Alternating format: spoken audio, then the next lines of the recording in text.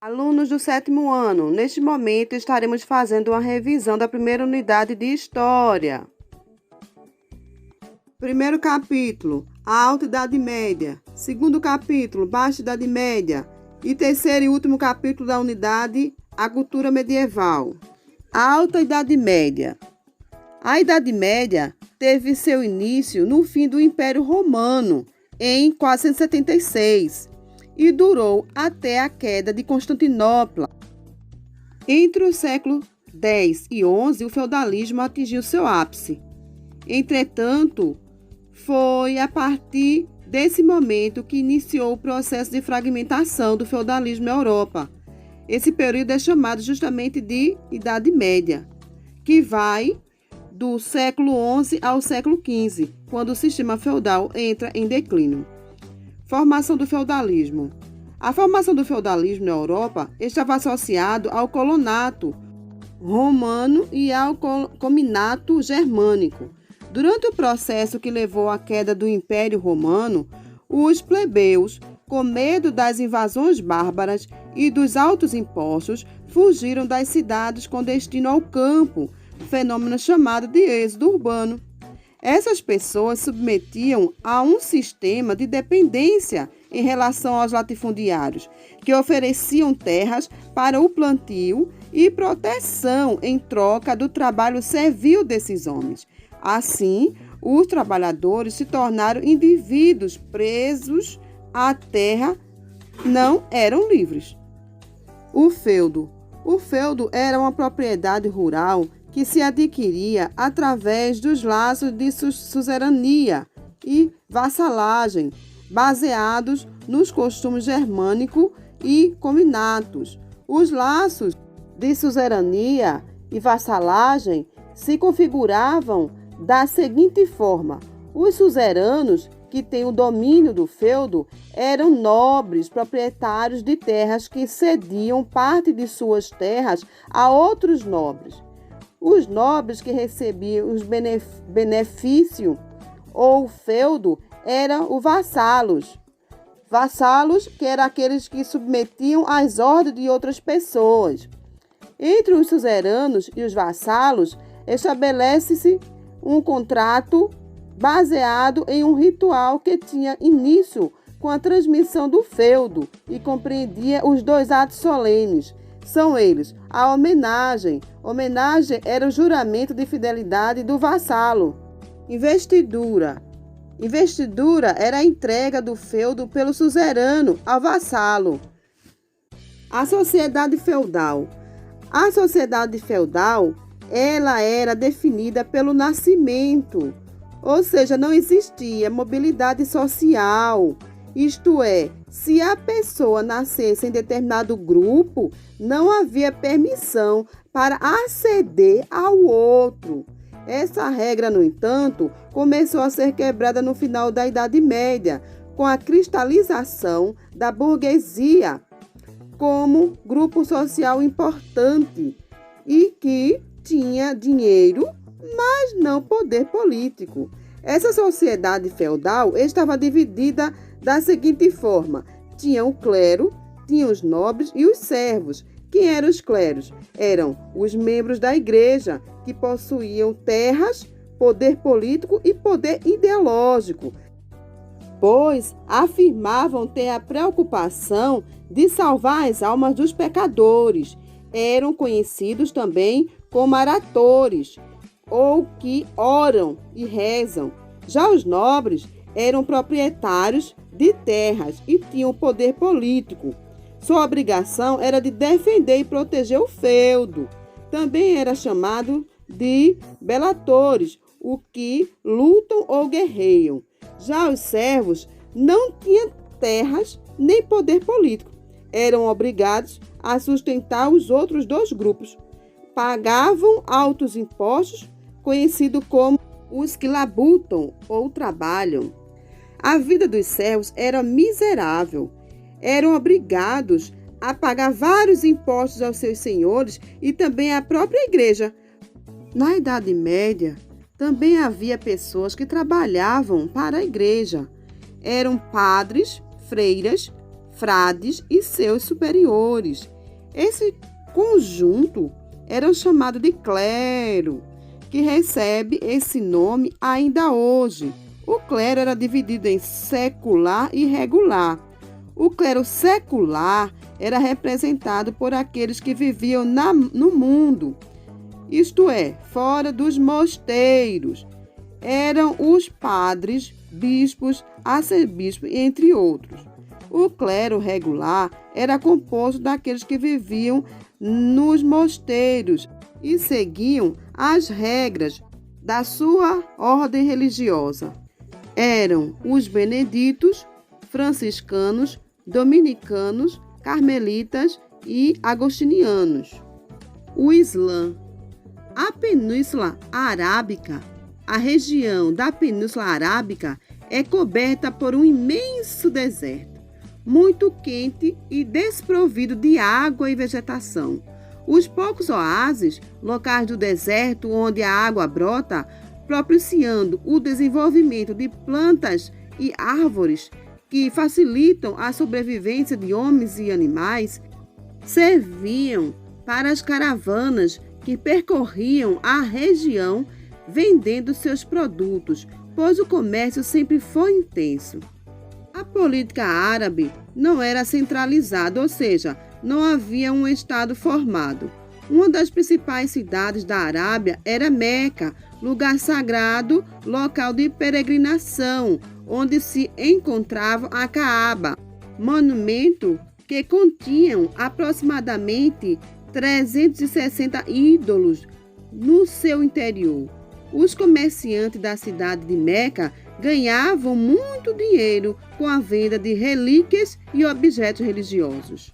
Profeta Maomé. No ano de 570 d.C., nasceu em Meca Maomé. Órfão aos 7 anos, ficou sob o cuidado do tio e avô paternos. Durante algum tempo, até atingir a adolescência, por volta dos 14 anos, cuidava dos pastoreios. Aos poucos, Maomé entrou em contato com as caravanas que percorriam o deserto. Esse fato fez com que Maomé participasse delas, percorrendo diversos locais, como a Síria e a Palestina, e entrasse em contato com religiões monoteístas, como o judaísmo e o cristianismo. Outra influência religiosa foi o paganismo arábico. Maomé casou-se aos 25 anos com uma viúva rica, o que possibilitou a ele certa estabilidade econômica, passando a dedicar-se à meditação e aos estudos. Por volta do ano 610, aos 40 anos, Maomé teve uma visão do anjo Gabriel, enquanto estava no Monte Hirá, a 6 quilômetros de Meca. O anjo havia descido até a ele e revelado os detalhes de uma nova religião. Só havia um único Deus, Alá, e seu profeta era Maomé. Os Vikings.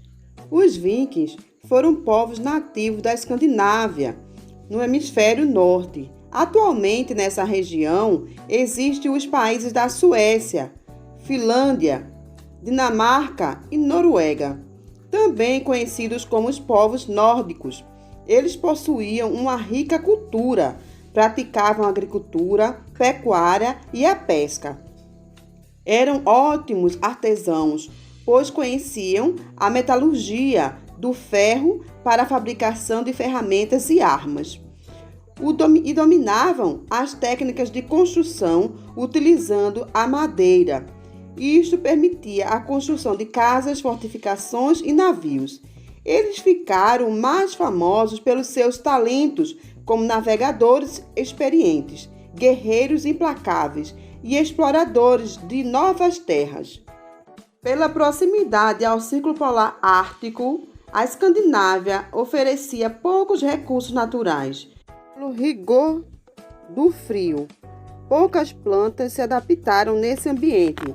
A sua agricultura era rudimentar. Ocorria nas curtas primaveras do hemisfério norte. Iremos agora para o nosso segundo capítulo da unidade, Baixa Idade Média. Auge do feudalismo na Europa. No final da Alta Idade Média, no século X, a Europa começou a viver um clima de tranquilidade.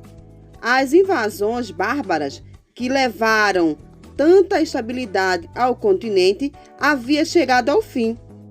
Após décadas de pilhagem, a resistência aos vikings tornou-se mais eficiente e depois a introdução do cristianismo na Escandinávia tornou a cultura vikings mais moderada. Esse fato levou a uma situação inusitada, pois a tensão e a incerteza foram substituídas por um clima de relativa paz. Isso não quer dizer que não ocorressem conflitos regionais, mas eram infinitamente menores do que as invasões bárbaras. Houve no século XI um aumento demográfico e, consequentemente, os problemas também cresceram. Por exemplo, como alimentação. Como alimentar todas essas pessoas? Os métodos arcaicos para produzir alimento não eram eficientes para dar conta de tanta gente. A saída encontrada foi inovar os meios de produção agrícola e descobrir uma nova maneira de utilizar o solo sem deixá-lo empobrecido. A solução foi fazer um sistema de rotação de cultura, permitindo que uma parte do território cultivado ficasse em repouso e na outra parte fossem cultivados produtos distintos. Essa inovação técnica permitiu haver um rodízio de plantação nos terrenos, possibilitando ao solo mais fertilização e, consequentemente, maior produção de alimentos. Os rebanhos bovino, ovino e caprino aumentaram, assim como a quantidade de cavalos. Estes eram muitas vezes utilizados no processo de plantação e colheita, ou servia para carroças repletas de alimentos e também para puxar o arado, que trabalhavam a terra. O pouco que sobrava da plantação era comercializado através do escambo, troca de mercadoria sem a interferência monetária. As cruzadas. A situação da Europa no século XI era outra. A tensão não era gerada por um povo invasor, mas pela falta de perspectiva de grande parte da população, fosse servo ou nobre, pois os problemas eram internos no próprio sistema, que não conseguia absorver o excedente populacional causado pela queda na mortalidade. Para piorar a situação, a Igreja Cristã de Roma, em 1054, tinha perdido sua hegemonia na Europa, pois o cisma do Oriente havia criado a Igreja Católica Apostólica Romana e a Igreja Ortodoxa. O Papa Urbano II, 41 anos depois do cisma do Oriente, no Concílio de Clermont, em 1095, defendeu a retomada da Terra Santa, Jerusalém, que estava nas mãos dos muçulmanos. O Papa apelou para que os cristãos deixassem de guerrear entre si na Europa feudal e se unissem em torno do objetivo comum e maior de libertar o Santo Sepulcro. Essa aclamação aos fiéis deu origem ao movimento das Cruzadas entre 1096 e 1270. ocorreram 8 cruzadas. A Igreja, na Idade Média, era realmente a senhora do mundo, excedendo grande influência em todas as esferas da sociedade. O seu poder era inquestionável. Qualquer pessoa que a contestasse ou contrariasse poderia acabar presa, morta ou excomungada, ou seja, expulsa da igreja. Na verdade, além de retomar as terras santas dos muçulmanos, a igreja também queria recompor a unidade perdida com o cisma. As cruzadas foram fracassadas nos seus objetivos. Entretanto, viabilizaram o renascimento comercial e o ressurgimento das cidades na Europa Ocidental. Surgimento da burguesia. Nas cidades da Baixa Idade Média, a estrutura da sociedade feudal passava por uma situação inusitada, pois havia surgido um grupo de pessoas que não pertencia a nenhum grupo social típico do feudalismo. Não eram nobres, clérigos ou servos. Dedicavam-se ao comércio, à produção artesanal, à burguesia. Atualmente, a palavra burguês tem uma conotação diferente. Refere-se às pessoas que possuem riquezas, como donos de empresas, de bancos, de grandes lojas, enfim, pessoas que possuem grande capital. A burguesia queria maior autonomia comercial, mas o sistema feudal impedia. A descentralização do poder, associada aos inúmeros impostos cobrados, às diferentes moedas e à falta de uma padronização do sistema de pesos e medidas, barrava o pleno desenvolvimento do comércio. A peste negra assola a Europa.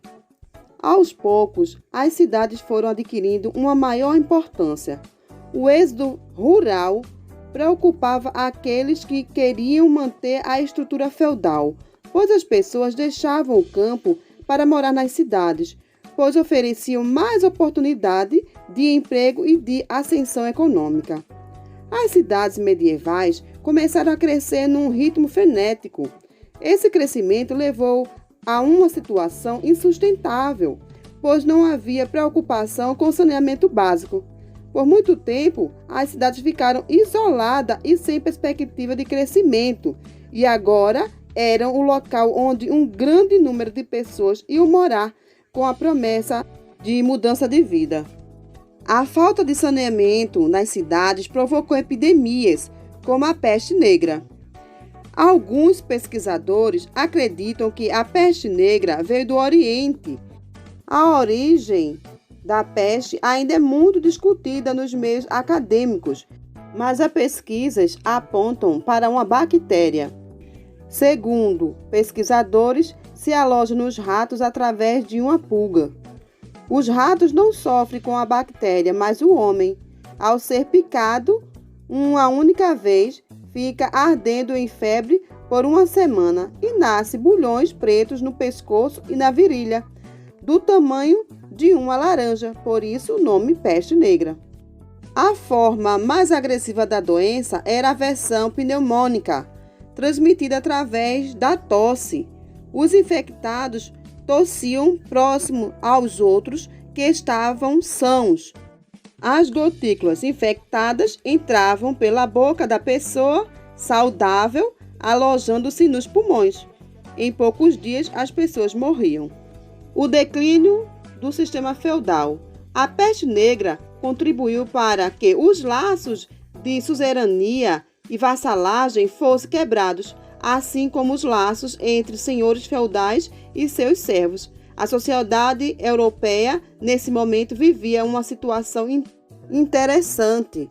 Se, por um lado, havia a sensação de que a morte ainda rondava a Europa, por outro, a sociedade feudal ficou desconfigurada. Muitos servos passaram a ter autonomia e a qualidade de vida melhorou. A população, aos poucos, foi crescendo, voltando aos padrões anteriores à peste. Os nobres buscaram recuperar o poder perdido, empreendendo várias lutas contra os camponeses, restabelecendo a antiga estrutura feudal. Os reis, percebendo que a estrutura política do feudo estava rompida, procuraram restabelecer o seu poder centralizador. Terceiro capítulo: a cultura medieval. O poder da Igreja. A estrutura política e ideológica cristã sobreviveu aos ataques bárbaros que invadiram o território romano e se instalaram por toda a Europa. A religião cristã se expandiu e atraiu muitos adeptos, tornando-se, na Alta Idade Média, hegemônica. A Igreja dominava metade dos homens na Idade Média, controlava o ensino e tinha o domínio sobre as obras escritas, a maioria em grego, latim ou hebraico. As poucas escolas que existiam pertenciam às paróquias ou às abadias, e seus professores eram membros da igreja que difundiam, através do ensino, uma visão de mundo teocêntrica. O teocentrismo é uma doutrina ou uma crença que tem em Deus a medida e o centro de tudo. Tudo que ocorre no mundo é fruto de seu desejo. E poucas pessoas sabiam ler e escrever, e os padres eram os detentores do conhecimento na Idade Média. Apenas eles e alguns nobres tinham acesso ao saber. Somente os filhos das pessoas ricas frequentavam as escolas. Nelas, os assuntos mais importantes estavam ligados à religião. Santa Inquisição. O Papa Gregório IX, em 1231, organizou a Inquisição na Europa. Essa instituição tinha o poder de combater as heresias. As interpretações rejeitadas como falsas que, segundo os membros do clero, afetavam a legitimidade do poder da Igreja. A Inquisição se instalou na Espanha, Alemanha, França, em Portugal e na Itália.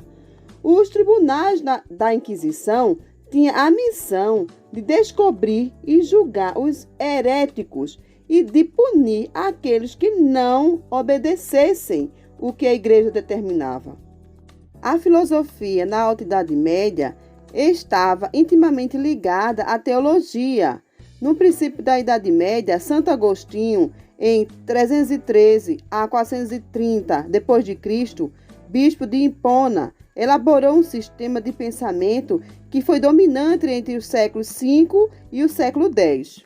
A filosofia na Baixa Idade Média, devido ao renascimento comercial e ao surgimento das cidades do século XI ao século XIII, as pessoas tornaram-se mais otimistas.